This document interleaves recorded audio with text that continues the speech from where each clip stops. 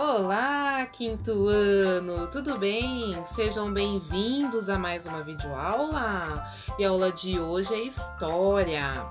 Abram com a professora o livro de vocês lá na página 153 e vamos falar sobre o Conselho de Ministros. E a professora trouxe para vocês a definição. Acompanhe a leitura com a professora lá. Ministro, o mesmo que sacerdotes, auxiliares, pastores, embaixadores, executores, medianeiros, secretários, ministro, servidor público, a quem o chefe mais importante de uma nação confia a administração dos ministérios, assim como o nosso presidente confia, ele elege uma pessoa, né? Isso é considerado aqui no Brasil um cargo de confiança. Ele escolhe alguém que vai ser o ministro e vai estar representando o presidente, né, diante das tomadas de decisões daquele ministério. Então vamos colocar, por exemplo, o Ministério da Educação. O presidente ele confia numa pessoa que vai decidir todas essas questões envolvendo, né, aquela determinada área. A palavra-chave que a professora vai falar para vocês é conselho. Conselho, eu acredito que vocês já sabem o que é. Conselho é um aviso que se oferece a alguém em relação ao que essa pessoa deve ou não fazer, né? Então, às vezes a gente dá um conselho de graça, no meu caso, como professora, como mãe. A professora tá sempre distribuindo conselho para vocês. Pega aí, pega aí. E às vezes vocês não pegam os conselhos, mas às vezes os conselhos são válidos, são bons. E às vezes eu não preciso dar. Alguém vem até mim pedir o conselho, né? E um conselheiro, ele tem essa característica, né? De direcionar a pessoa a tomar uma decisão correta, né, para um determinado fim. O princípio que a professora vai destacar é o princípio de caráter e o versículo que nós vamos falar está lá em 1 Reis 22:5. E ali aquele trechinho fala do rei Acabe, né, onde o profeta diz para ele o seguinte, mas acrescentou: peço-te que busques primeiro o conselho do Senhor. É muito importante nós ouvirmos os conselhos dos nossos pais, né, dos nossos avós, dos nossos amigos queridos, né, mas às vezes o próprio Senhor quer nos aconselhar, quer nos direcionar e nos encaminhar no caminho que Ele tem proposto para nós, tá? Lá, nós vamos começar falando lá na página 153, como que funcionava essa questão do cargo de ministros dentro do governo de Dom Pedro II. Né? Lembrando que o pai dele queria um poder totalmente absolutista, o que não foi viável. Então, Dom Pedro II ele foi educado para ser rei, ele aprendeu as leis, né? E como ele deveria fazer, né? Então, a Inglaterra ela participava, né, de muitas questões políticas do Brasil, né? Ela sempre esteve presente. E a Inglaterra ela tinha uma monarquia parlamentar, né? Dom Pedro ele aceitou, né, fazer uma monarquia parlamentar, onde ele não era a única pessoa que decidiria tudo que deveria acontecer, né? Mas ele acabou fazendo algumas adaptações. Então, isso não ficou igual o parlamento inglês, no caso, né? Lá no parlamentarismo inglês, os lords, eles escolhiam homens que participariam do governo. E esses homens que escolhiam o presidente do conselho, que ele era nominado o primeiro-ministro. Aqui no Brasil não funcionou muito bem assim. No Brasil foi um pouco diferente. Dom Pedro II, ele quem escolhia os homens que iriam formar o Conselho de Ministros. E em 1847 foi feito o primeiro Conselho do Brasil. E ele teve como presidente um membro do Partido Liberal. Lembra que nós tínhamos os liberais e os conservadores. Os conservadores, eles eram mais pro lado, né, da monarquia, né, toda aquela estrutura portuguesa. E os liberais, eles queriam um governo próprio, né? Bem titulado brasileiro mesmo. Só que esse presidente, né, esse primeiro-ministro, ele não foi bem aceito, esse liberal. E daí, durante o segundo reinado, né, ia alternando, né, esses ministros. Ora era alguém do Partido Liberal, ora era alguém do Partido Conservador. E daí, eu queria chamar a tua atenção lá para Você Sabia. Por causa dessa pequena mudança, assim, né, na tomada de decisões de Dom Pedro II, esse tipo de parlamentarismo, ele foi apelidado pelos historiadores de parlamentarismo às avessas, porque, na verdade, Dom Pedro II preferiu fazer do jeito dele, à moda dele. Avançando, né, lá na nossa leitura, entra lá com a professora lá na página 154 e nós vamos falar sobre as influências inglesas. Gente, tenho cada coisa legal para contar para vocês. Nesse tempo surgiram as ferrovias, né? E as ferrovias, ela foi uma invenção principalmente dos ingleses. Então, os ingleses, eles influenciaram muito Dom Pedro II, né? A forma de governo dele. E daí, na verdade, desde a época da independência, os ingleses, eles já participavam bem forte, né? Na política e na economia do nosso país. E por causa, né, desse grande envolvimento, o Brasil ele acabou de certa forma sendo beneficiado. E os ingleses começaram a investir no Brasil, sabe por quê? Porque eles viram assim que o governo de Dom Pedro II ele estava forte, consolidado, então daria certo de se investir dinheiro no país. E sabe o que aconteceu? Uma das grandes tecnologias da época veio para o país, que foi o trem, né? As ferrovias. Com as ferrovias começou a haver expansão para o comércio, né? Para a agricultura, para tantas coisas. E uma das pessoas que participou dessa expansão foi o chamado Barão de Mauá. Isso, o nome dele é Irineu Evangelista de Souza e ele participou ativamente deste processo. Quando em 1850 o Brasil já parecia, né, politicamente bem organizadinho, né, e os países estrangeiros começaram a ver que o imperador ele estava firme no poder, começou, né, os ingleses então a investir, né, no Brasil em relação a esse sentido. Com isso, né, com as ferrovias aparecendo e tudo, daí começou a expandir as cidades, né? Cidades que eram pequenininhas, né? Ela começou a expandir porque as ferrovias começaram a passar entre elas para poder chegar nas capitais também. E os comércios também começaram a se expandir, né? Então, além de ter ajudado o Brasil a implantar o sistema ferroviário, a Inglaterra comercializava no Brasil os produtos que eles produziam lá. Então, como a Inglaterra já estava a todo vapor na produção, o Brasil ele comercializava esses produtos, o que fazia essa troca de serviços, né? Então, tecido, roupa, artigos de beleza, pianos, tintas para escrever, relógios e louças, tudo isso o Brasil comercializava.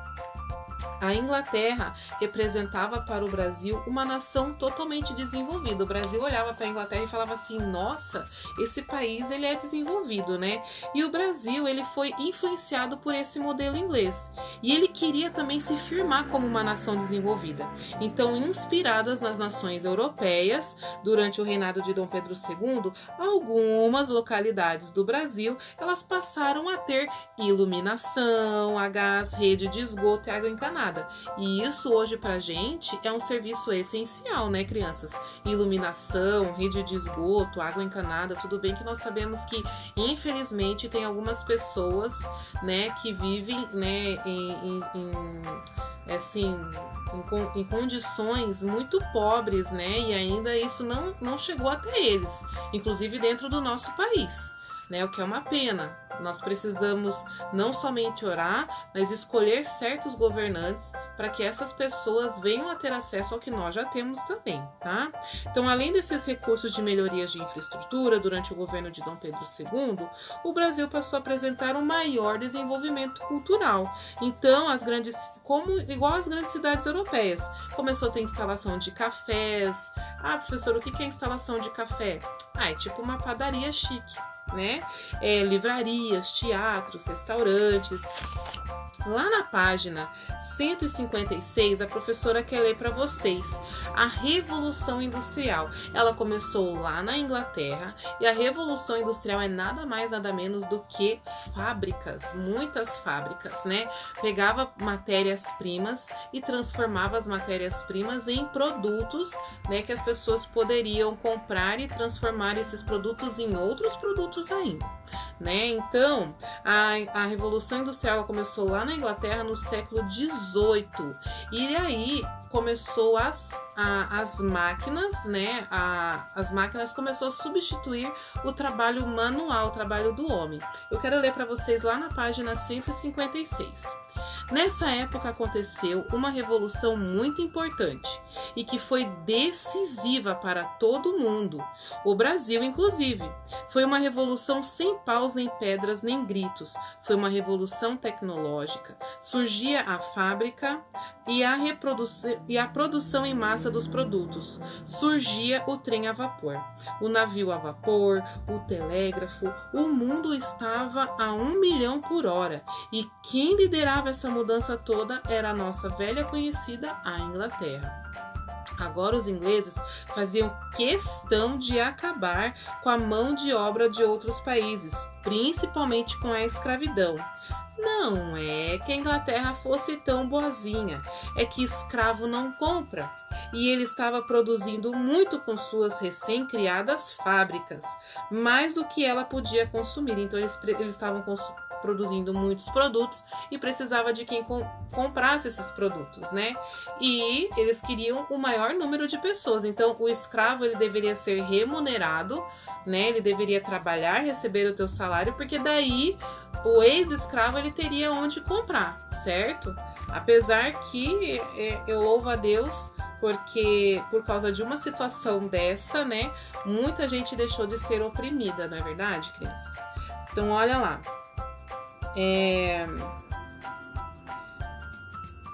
Não compra. E ela estava produzindo muito com suas recém-criadas fábricas, mais do que ela podia consumir. Então era preciso acabar já com essa história de escravidão. O café durante o segundo reinado. Pessoal, a Inglaterra, ela dominava, né? Ela era um dos países que dominava o transporte marítimo. E o Brasil se beneficiou muito com isso, porque a mercadoria que era produzida aqui era levada para ser vendida em outros países. A Holanda começou a produzir bastante quantidade de açúcar, né? Com a plantação de cana, e a produção de ouro e metais preciosos começou a declinar. Nós temos registros que o café aqui no Brasil, ele chegou por volta de 1727, tá? Quando Dom João VI veio para o Brasil, já existia pequenas plantações de café. Só que ele ainda não era muito forte, porque o café ele precisava de técnicas para se plantar. E os escravos, eles não possuíam essas técnicas, porque na verdade quem cuidava do plantio eram os escravos, né? Mas com o tempo essa planta, a técnica foi sendo desenvolvida, essa planta se adaptou muito bem ao clima e ao solo brasileiro, né? E também o café, ele foi ganhando espaço, as pessoas começaram a apreciar essa bebida, né? E durante muitos anos o café, ele foi um produto muito lucrativo e que gerou muita renda mesmo no nosso país, tá? No segundo reinado, o café era o produto mais valioso que tinha para nós aqui. Eu quero falar agora com vocês um assunto muito, mas muito importante mesmo, que é a abolição da escravatura. Pessoal, lá na página 159, nós vamos começar esse assunto, que ele é um assunto bem sério, tá?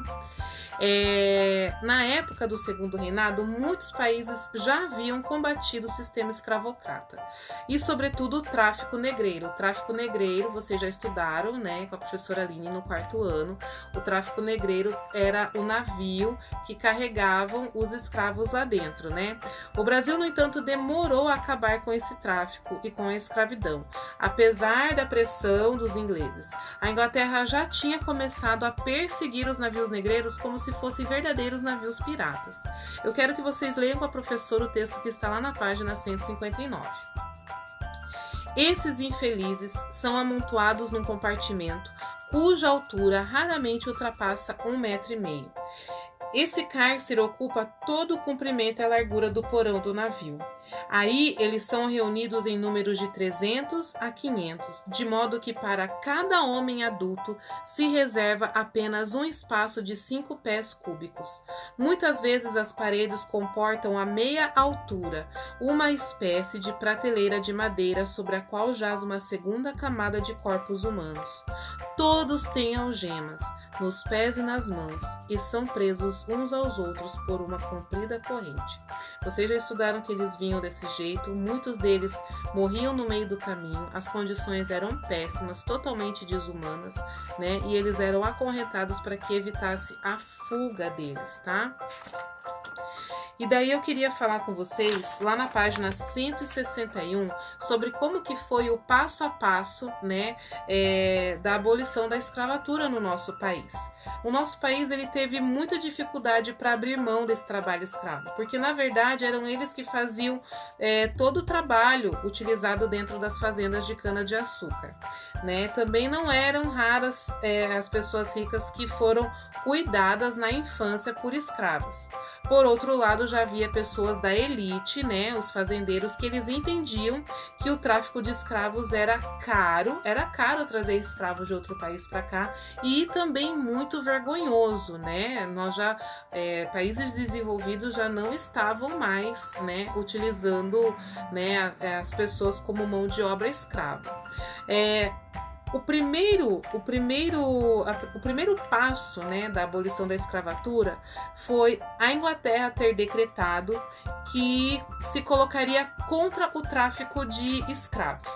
Daí, o Brasil aprovou uma lei em 1850 proibindo o tráfico negreiro. Só que ainda a abolição não tinha acabado. Lá no 2, vocês vão ver que a lei do ventre livre. A lei do ventre livre dizia que toda criança que nascesse a partir daquele ano de 1871, eles seriam livres. Mas se a mãe dele e o pai dele eram escravos, eles ainda teriam que continuar, né, tendo uma vida de escravo junto com a mãe e com o pai, porque como que eles iam sair? Eles eram bebês, entendeu? Então, também, né, até atingir a fase adulta, né, eles ainda viviam, né, sob esse sistema. Daí a lei do sexagenário, ela foi assinada em 1885 e dizia que aqueles que tivessem mais de 65 anos estavam livres. Mas tem um porém com essa lei, muitos nem chegavam a completar 65 anos, eles morriam antes disso. Por fim, a filha, né, de Dom Pedro II, a princesa Isabel, ela assinou um decreto, né, dizendo que todos os escravos daquela data em diante eles seriam livres. O nome dessa lei ela é chamada de Lei Áurea e ela foi assinada em 13 de maio de 1888. É uma data linda que merece ser lembrada, ok?